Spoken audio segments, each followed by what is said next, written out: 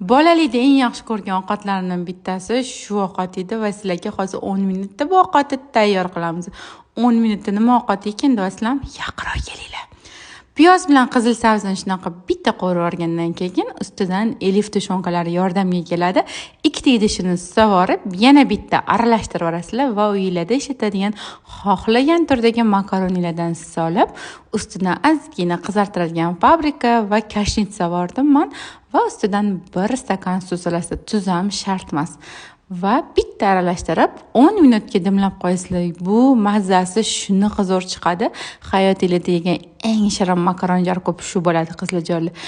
Endi salatga navbat xohlagan ko'katlarimizni solib, pomidor va jo'xori ustidan tabga ko'ra tuz bitta aralashtiraveramiz. Qarabsizki, salatimiz ham tayyor. 10 minutda ham salat, ham ovqat tayyor. Qanaqa malades kelin bo'lasizlar bunaqa qilgandan keyin. Albatta shu retsept bo'yicha tayyorlab qo'ying.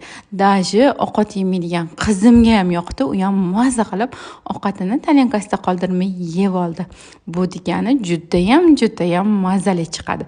Albatta tayyorlab ko'ringlar qizlarjonlar. Video yoqqan bo'lsa, yurechani bosib qo'yib, bu retseptni eng yaqin tanishlaringizga jo'natib qo'ying.